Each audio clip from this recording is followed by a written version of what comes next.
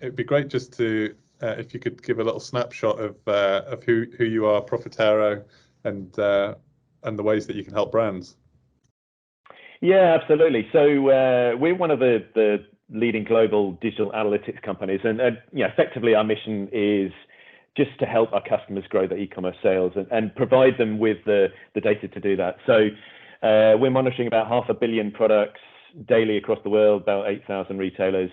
And I guess two main areas. One is about the digital shelf. So, giving our customers daily data on availability, on pricing, on search, very much keyword driven within retailers, on ratings and reviews, and also on content as well. So making sure the content's correct. And the other side is specific. That's for any retailer anywhere. The other side is specifically for Amazon. So we also provide to a very sort of high level of accuracy Amazon sales and share data for our customers, for their competitors as well. So they can get an understanding down to SKU level of the category size on Amazon. Who's winning, who's losing, what impact their campaigns have, and I guess that's it. So it's combining where it's really powerful. You combine the two. So if you're running a campaign, introducing new content, you can really see what works, what doesn't, and focus on the things that do, and avoid wasting your time on the things that don't. Oh, brilliant! And it must be a great time for you guys, because obviously where brands can normally have a rough idea of how they're tracking against year-on-year figures or against the market, this year I assume everyone is doing everything they can to try and figure out, is everyone else seeing this spike? Are people seeing a bigger spike? When is everyone, and I guess we had July where people probably went from a huge year-on-year sales growth to suddenly going, well, look, in July there was Prime Day last year, and this year there's not Prime Day, so maybe I'm not seeing any growth. Is that just me? Is it the competition? So yeah, it must be. I imagine you've got a lot of new clients crying out for insights this year. Yeah, absolutely, and I'm sure you're similar.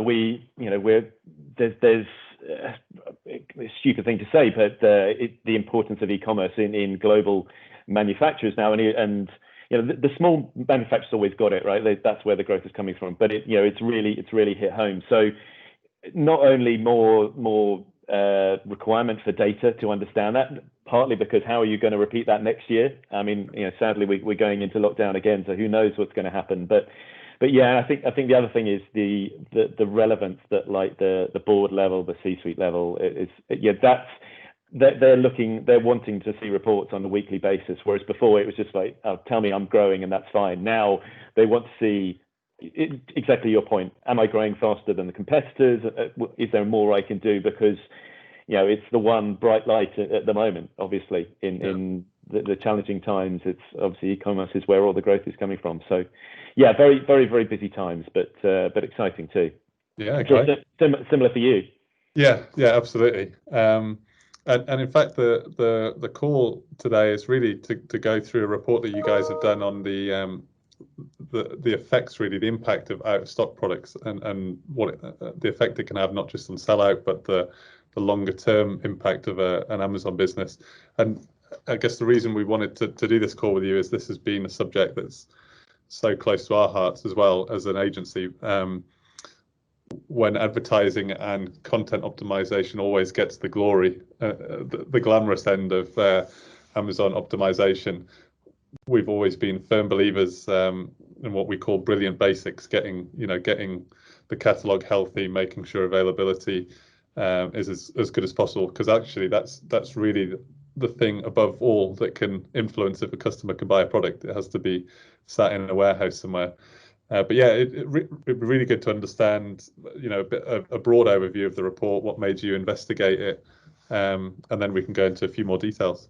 Yeah, and very similar thing to you, to be honest, Chris. I think we do an annual survey every year with Kantar, and I think one thing amazed me. So we work, as I say, with global clients and some relatively small, kind of nimble ones, and one thing we see increasingly, there is, if they don't have someone like you to work with them, there's a huge amount of wasted time and effort and investment, and all those things you said, the basics on content.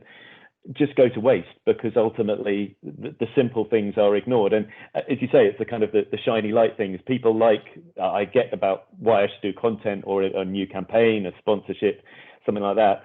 But actually, it was really brought home. We had a major global technology company, and the European lead told me that they just struggled to get focus on availability, because the thought is, particularly on Amazon, it's algorithm driven and I can't do anything about it. So let's forget that. But let's focus on the good stuff we can do. And it's absolutely the wrong way of doing that. So I guess the other thing as well is that we still there's a relative lack of, or still a lack of link between on supply chains in a lot of the big businesses, particularly with e-commerce. Again, this survey I mentioned, about 40% of the respondents said they just don't have their supply chain properly linked to their e-commerce teams. And that again, it all brings about wasted time and investment. So I guess ultimately where this came from, we just wanted to give our customers a bit more ammunition to support the need in their business, not just focus on, as one of the most important basics, to focus on availability, because it is often overlooked. And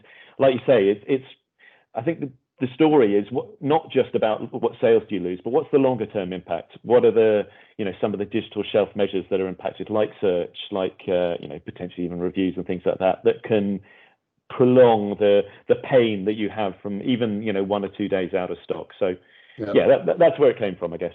Great. And really interesting, the stat you gave there, that over 40% of brands don't have anyone really focusing on the supply chain side for e-commerce. And we see it sometimes when we work with brands, that there's kind of two camps, especially with the larger brands. One camp is, we've received these orders from Amazon. They want us to send 10 units to Inverness, 50 units to Dunstable. There's no way we can do that. We need to send full pallet quantities, like we're used to doing with the supermarkets.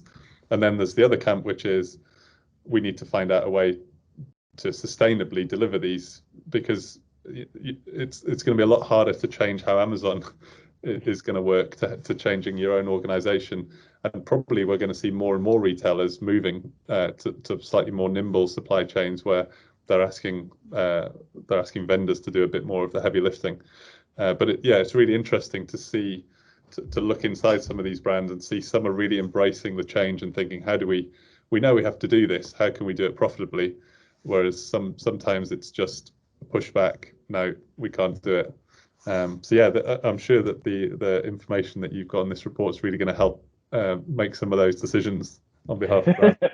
If you look a bit further into the detail, you've kind of from the report, you've managed to attain what a kind of optimum average in-stock rate would be for a brand. It'd be good to understand a bit more about how you came to that number and what the number is, of course. Yeah, of course. And this, I have to say here, I've been a Profitero now about 4.5 years. Before that, or the rest of the career, I worked actually on the brand side. So I worked for Mars, for McCormick, for Tata Global Beverages, so Tetley Tea, and sort of category. So I've kind of been on the branded side, and I've heard a lot of things where you have agencies come say, oh, you need to aim for this level of availability, and go, okay, yeah, that's great. It's nice to do. So there's a balance here between, I guess, aspiration and reality. But I think in talking with a lot of our customers, particularly on Amazon, in normal times, and appreciate we're not in normal times, the kind of the aspiration is, I guess, around about the 90% mark. That's on Amazon. The 100% permanent availability on Amazon is that mythical thing, as we all know, and a lot better. You're the experts, as you say, with managing your customers. But the way the Amazon algorithm works, it's almost impossible. But we can only we base this on our data and our research. So we looked about 45,000 products over 3 months, and we saw that there is a sort of a benchmark and a drop-off point, and that was round about the 60% availability. Now, you might say that sounds a bit low, but I say it's unusual times at the moment. I think where we saw, if brands are above, on average, availability above that sort of 60%, 60 to 90, if you're out of stock for a few days, yes, of course you lose some sales, but on average, it's relatively small, 7% drop, which obviously is not great, but it's not disastrous.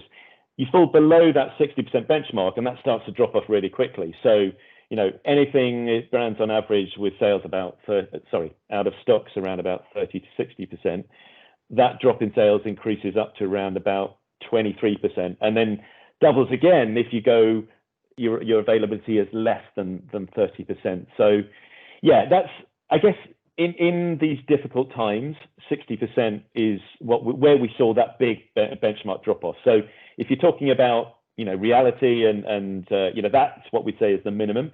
Yep. Obviously, for some categories, you'd want to be much higher than that. But it's not just the sales; it's the longer term impact. So as well as drop in sales, if you're in that lowest group of like less than 30% availability, we're seeing at least a 20% drop in glance views to your products. Obviously, it sounds obvious, but people aren't actually able to see it so much, probably because you're dropping off page one, and same for conversion. So it's these longer term effects that can have the impact, I think. Yeah, and it's about thinking outside the box, I guess, because I'm sure back in March there was a lot of brands that were desperate to send stock into Amazon, but Amazon closed its fulfillment centers for anything that it deemed non-essential. Certainly we're experiencing in some occasions now, or certainly before Prime Day, there was issues getting stock into Amazon. I'm sure as we go into Black Friday, it's going to be the same.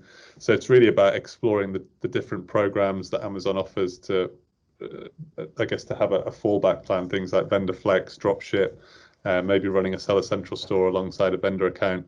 So it's really a challenge, but an opportunity for brands to get a head start over competition, and really think of where maybe a year ago everyone was thinking of price or product functionality or content quality or advertising as the key ways to kind of get one over on competition. But actually, supply chain efficiency has now become the hero of e-commerce, and it'll be really interesting to see how brands bulk up those teams, start to implement specialist teams.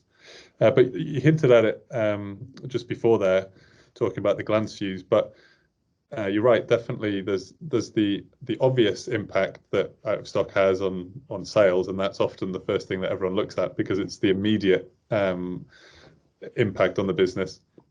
But it would be good to understand from your research what other kind of longer term impacts that you saw from brands going out of stock for these different levels of time.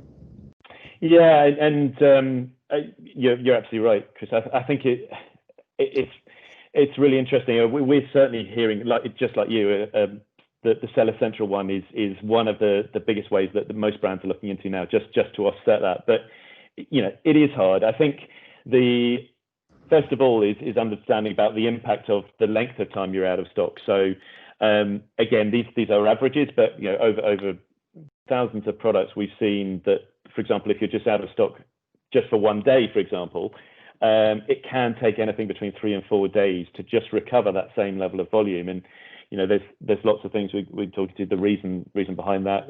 Search is probably one of the biggest areas. And again, there's this common kind of multiplier effect. Obviously, the famous Amazon flywheel. But if you're sort of from 2 to 5 days out of stock, then again, it can take a similar length of time to recover the sales, and anything more than that, up to at least a week to recover sales. So it's not an instant. I think on some of the other non-Amazon retailers, we see in some cases a quicker reaction, but it's more about understanding that on a daily basis. And there are some good examples where we've got customers who've kind of shared the impact with Amazon, for example. We all know it's not easy, almost impossible to get any contact with them, but being sort of transparent and showing the impact of even just 2 or 3 days out of stock, and potentially you're going to lose about 4 or 5 days of sales on that. It's obviously really significant, and one brand by doing that, by sharing sharing kind of daily data, they saw a really good improvement in their share in their category, about an 8% share. So It's one of the hardest things to do. There are ways. I guess the key thing is about reacting to it really quickly. Yeah. And as you say, making the supply chain the core part of what you do, not just again, my old days of I remember going back to working on the brand side. We had these wonderful things when e-commerce wasn't really thought of, and that's kind of showing my age, I guess. But we used to have these supply chain meetings 30, 60, 90. Now you're planning 90 days out. Really now we're planning on a few days out, and e-commerce data gives you that opportunity to understand your position and to react to it on day one or day two, not wait for a month later to react to it, because by then you've effectively lost you've lost your position for a good length of time. Yeah, and I guess for someone just purely looking at the numbers on the report and thinking, we've lost our search position for 5 days. That at a glance they could be excused for thinking, it's only 5 days. But actually, if they saw the investment level that they'd had to make to get the product to that level in the first place, from launching the product, we all know it's not quick and free to get a product to a top ranking on Amazon. So it's not even just really about the lost sales, but the consideration of the investment that the brands had to make over a period of time to get there. It's really interesting data to see. And you mentioned about the difference between Amazon and some other marketplaces, like the time is slightly different. Do you think that's because Amazon as a marketplace is so much more competitive that you've got to spend more time working your way back up the rankings, or were there any insights you gave as to why Amazon and Walmart, for example, might have different times to recover from an out of stock? Yeah, I think it's very interesting. I mean, we did see some differences, and actually one thing, so not exactly to contradict that, but and it's not something you hear very often, but almost Amazon in one way is one of the smaller impacts. I think largely because of the sophistication of the algorithm and the fact that like you say, you can do things to influence it. Now, obviously, exactly as you said, it's probably expensive. It does mean sponsorship, but potentially you can raise things up again.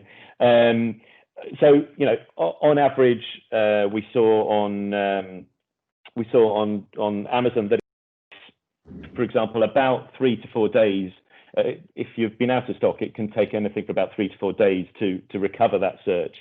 On Walmart, actually, it tends to be about 5 days. And I appreciate it's not a marketplace, but we've also just looked into Tesco in the UK, and that's actually pretty, even further, 6 to 7 days. And I think one thing is different is the different treatment of the retailers go and marketplaces do with out of stocks. Now, as I'm sure you see, we've seen recently with Amazon that in some cases, if a product is out of stock, it will effectively become invisible. So, in the past, it may have been that they, if it's purely just a 1p or a 3p only product, you'd have it delivery in a certain amount of time. In some cases now, we're seeing that product disappear completely, so it effectively becomes unavailable.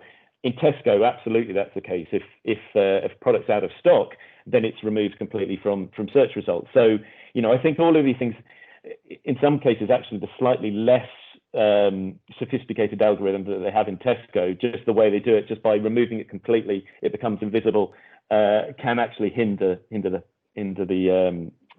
brand. But yeah, certainly the major impact is the investment. I think what's making this clear, if you're saying that just from 1 day of stock, you're perhaps losing out on search results where you were for anything between 3 and 5 days. As you said, that's perhaps quite a significant increased level of investment. So not only are you losing sales, but you've got to think, right, if I go out of stock, do I need to increase investment? And always think about sponsoring on Amazon to get it back and to recover up, because otherwise, that there is a danger this flywheel effect just prolongs that pain for a bit longer. Yeah. No, really interesting report. Definitely recommend anyone downloads the full report. Thanks very much. Yeah, and I absolutely agree. It's just there's a great opportunity. So hopefully they are definitely the heroes, not the villains. Have a good day, Andrew. Cheers, Chris. Good to talk to you. Thanks a lot. Bye-bye.